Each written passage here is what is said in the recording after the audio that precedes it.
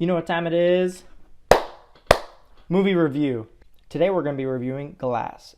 Now, I'm not a huge fan of M. Night Shyamalan. He's done some good movies in the past, like Sixth Sense, but he also did those horrible flaming piles of garbage that are Last Airbender. That movie was very bad. That movie was trash. And he also did After Earth, and that movie was trash too. So, I don't know. He's real hit or miss. So I want to start off by saying I haven't seen Split or Unbreakable, but I know the premise of them. I've seen a little bit of Split. I was able to understand what was going on, even though I hadn't seen either of those movies. So that's a good job on his part. Good writing there. Like overall, I like the movie.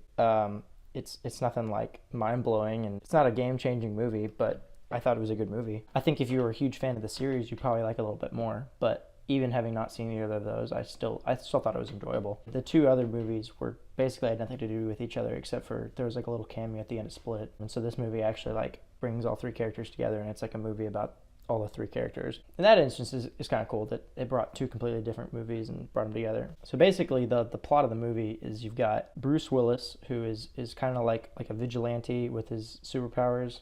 He's kind of like Batman, except it's more like he's kind of like Trash Man. He literally runs around in like what looks like a garbage bag, but it's a raincoat. And then you've got the Split guy, who is turned into this character called the Beast, and he's going around and killing people.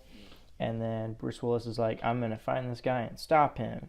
And then he finds him, and then they get captured, and then they take him to this psych ward, and there's this lady who's like, y'all aren't actually superheroes, you're not really superheroes. And they give pretty good explanation for how they're not superheroes, and it was pretty believable. And someone who hadn't seen the other two movies, I was like, okay, cool.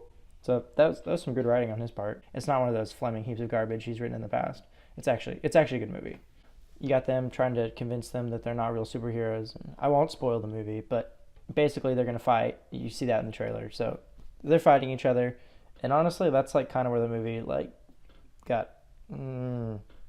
got worse for me. I was really into digging like the whole like, are you actually a superhero thing? And then they fight, and it's just like very not superhero-y fight. All the stuff they show that's like superpowers is stuff that like the Mountain from Game of Thrones could do in his sleep. Like one of the scenes he's bending some metal, and it's like, I think I can do that. Like, I don't know. It just, none of the superhero feats were that super.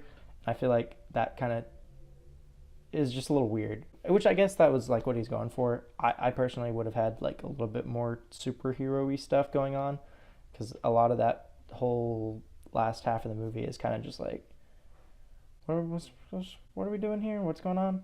Other than that, I really liked the movie. That was kind of my only complaint, was just like the superheroes are really not that super.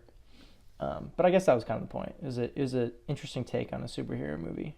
But yeah, overall the writing was really good. I thought the actors did a good job with their roles. They used the same kid from the original Unbreakable, who was Bruce Willis' son. He's like actually his son again in this movie, which is, I think anytime they do that, that's really cool. That's like 20 years later. That's really cool when they do that. And then James McAvoy was just so good, because basically his character has 24 different personalities, and he'll do this little like and then switch between them.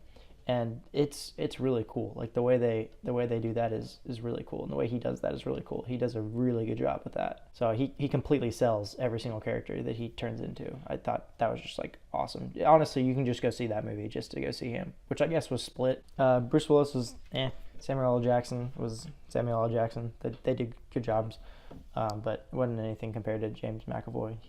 So yeah, overall I liked it. I wasn't like terribly impressed by it, but I thought it was pretty entertaining. I was entertained for the entire movie and thought the story was compelling. I'm not sure that this will satisfy like fans of the trilogy, because it doesn't really have like a trilogy ending, I guess. It's not like some like grand finale ending. It's kind of just like an ending to a movie, if that makes any sense.